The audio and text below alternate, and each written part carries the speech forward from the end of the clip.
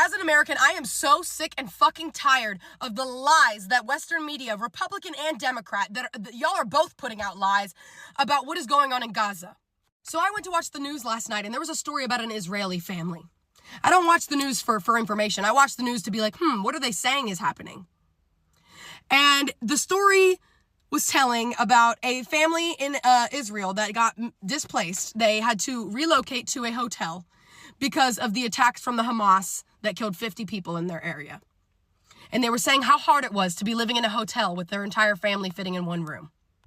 How dare you report on a singular family from Israel that's been displaced when there are over 2 million families in Gaza displaced? What about them being displaced? And they're not being displaced into nice little hotels with running water and food and a nice roof over your head, and you don't have to worry about bombs dropping on your place to stay. No, that's not what's happening. They are being displaced onto the goddamn streets. And let's talk about what Israel's trying to do with the hospitals, shall we? Oh yeah, they want to forcibly evacuate 22 hospitals with thousands of men, women, and children who are dying in them.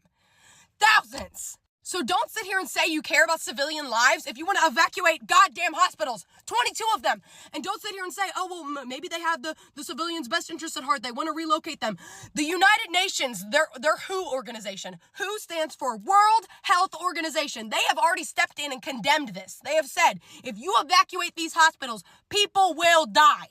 There are people in these hospitals in intensive care. There are people in these hospitals on life support. There are people in these hospitals getting hemodialysis. There are children in these hospitals in goddamn incubators. There are mothers who are pregnant trying to keep their child alive in their stomach long enough to give birth.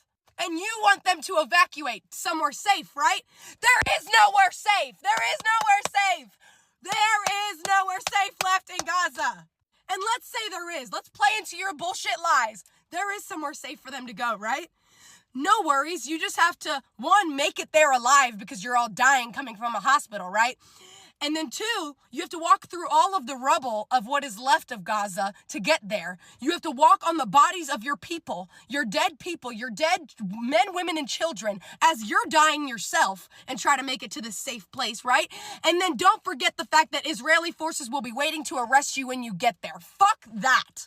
So genuinely, sincerely, from everybody who sees through your bullshit, fuck you for reporting on a singular family in Israel that had to go to a hotel.